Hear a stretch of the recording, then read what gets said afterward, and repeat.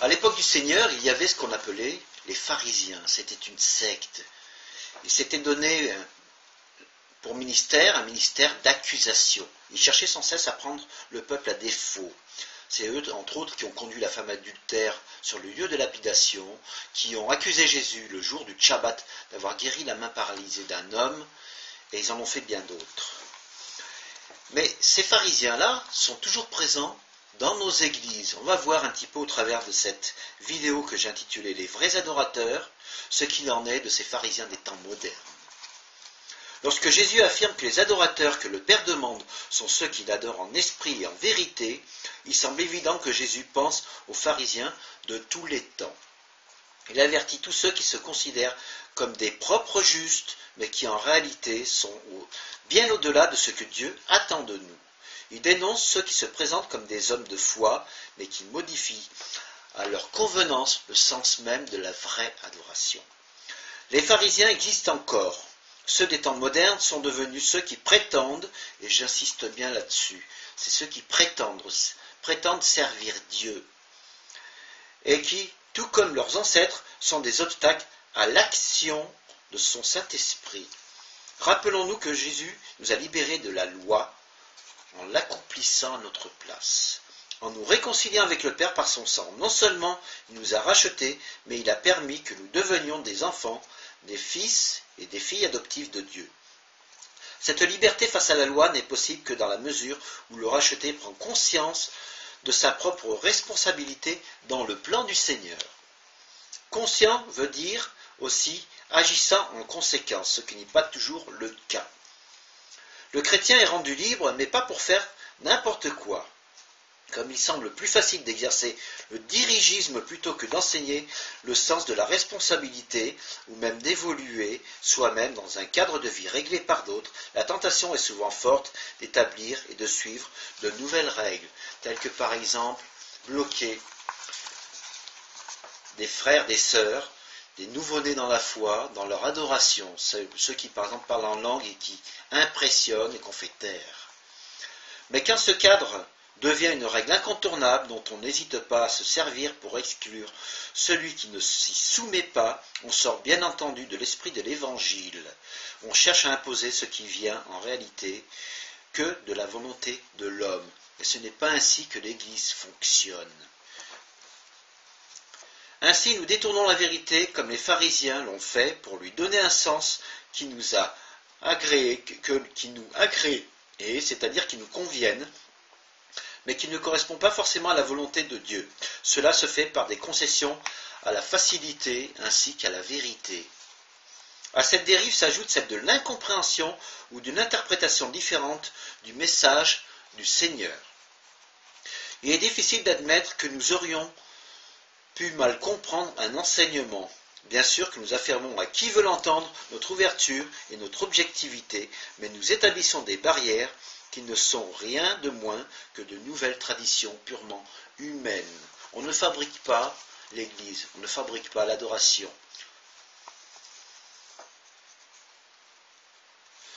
Nous nous référons à telle ou telle doctrine bien établie pour refuser d'entendre ce que le Saint-Esprit voudrait nous dire. Quand nous y regardons de plus près, nous pouvons nous demander si l'important est bien ce qui est écrit dans la parole de Dieu, ou si ce que nous en avons compris à un moment donné. C'est tellement vrai qu'un chrétien qui évolue dans sa foi est vite soupçonné de ne pas être stable. Tout se passe comme s'il fallait que la conviction du nouveau converti soit figée assez vite après sa rencontre avec le Seigneur. En fait, on met les nouveau-nés dans un moule qui est fabriqué par l'Église des hommes et non pas par l'Église de Dieu. Et ça ne peut pas fonctionner ainsi. L'écoute personnelle de Dieu est trop souvent anesthésiée dans nos vies. La conséquence est que notre marche avec lui est freinée. C'est parfois l'œuvre de nouveaux pharisiens et du carcan qu'ils imposent aux fidèles. Mais soyons lucides, c'est plus souvent encore le résultat d'une paresse spirituelle du chrétien lui-même. La foi intellectuelle étant plus reposante que la foi qui nous fait entrer en action, il est évident que l'homme se laisse plus facilement entraîner vers le laxisme plutôt que vers l'effort. Ceci est une réalité permanente, déjà vraie à l'origine de l'Église, mais déjà vrai sous la première alliance, ce qui a conduit certains vers ce pharisaïsme décrié par Jésus et qui ne correspond pas à une réalité profonde, à un changement de fond, mais seulement à une forme liée à l'apparence. On se donne l'apparence de la piété. On se prend pour des puritains et on ne fait que porter le masque de l'hypocrisie. C'est le piège dans lequel nous risquons de tomber, car c'est celui de la facilité. Nous pensons éviter les problèmes en fixant de nouvelles balises. Dieu veut que ce ne soit plus par contrainte ou même par effort que nous fassions sa volonté, mais d'une manière naturelle, parce que nos désirs auront changé, et c'est tout autre chose. Pneuma, le mot grec qui désigne la pensée et également le souffle de vie, signifie aussi le principe vital qui anime le corps. On voit très bien le lien étroit entre esprit et vérité. Esprit et vérité. Entre pensée et acte, l'interaction. Nos actions sont suggérées par notre pensée, mais nos pensées peuvent rester, telles de bonnes intentions, de simples vœux pieux, stériles dans ses faits. Aletheia, qui est traduit par vérité, implique la notion de liberté. Elle s'exerce, quelles que soient les circonstances, la vérité qui s'exprime non seulement dans notre conviction, mais qui est une réalité vécue. Si le chrétien que nous prétendons être n'est pas animé par cet ensemble, esprit et vérité, pensée et acte concordants, mais seulement soit par des apparences comme le prophète Ésaïe le dénonce en exemple dans Ésaïe chapitre 29 versets 13 à 16, ou seulement par des œuvres, donc stériles selon Jésus, en Luc chapitre 18 versets 9 à 14, alors dans cette situation, force est de constater que nous ne sommes pas des chrétiens régénérés, mais des chrétiens inachevés.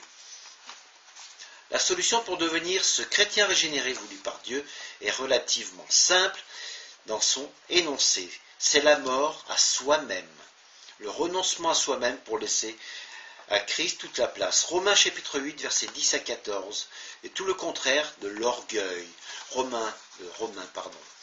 1 Pierre chapitre 5 verset 5 nous rappelle que Dieu résiste aux orgueilleux mais il fait grâce aux humbles. L'orgueil étant l'un des plus grands péchés qui puissent toucher l'être humain. Mais cette mort à moi-même, ne se faisant pas au prix de l'amertume ou du renoncement forcé, mais dans la joie du Seigneur, heureux que nous soyons de compter sur lui pour conduire notre vie, pleinement conscients que nous sommes devenus ses enfants, ses héritiers et les co-héritiers de Christ. Nous héritons aux côtés de notre Seigneur du royaume de Dieu. André Chouaraki traduit par Jean, chapitre 4, verset 23, par « L'heure vient, c'est maintenant où ceux qui se prosternent en vérité se prosterneront devant le Père dans le souffle de la vérité. » On comprend bien que c'est l'Esprit de Dieu qui met en marche le chrétien. L'action est indissociable de l'adoration. Ils vont ensemble. C'est ainsi que nous porterons de bons fruits. Seule cette démarche va parachever le chrétien balbutiant pour faire de lui un chrétien régénéré. C'est-à-dire, comme l'annonce Jésus en Jean chapitre 3 verset 3, né de nouveau par l'action du Saint-Esprit en Éphésiens chapitre 4 verset 17 à 32, avec comme conséquence cette merveilleuse promesse d'être scellé par le Saint-Esprit, c'est-à-dire inscrit dans le livre de vie. Jésus nous dit que nous n'entrerons pas tous dans le royaume des cieux, et comme les vierges folles de la parabole, certains diront « Ouvre-nous ».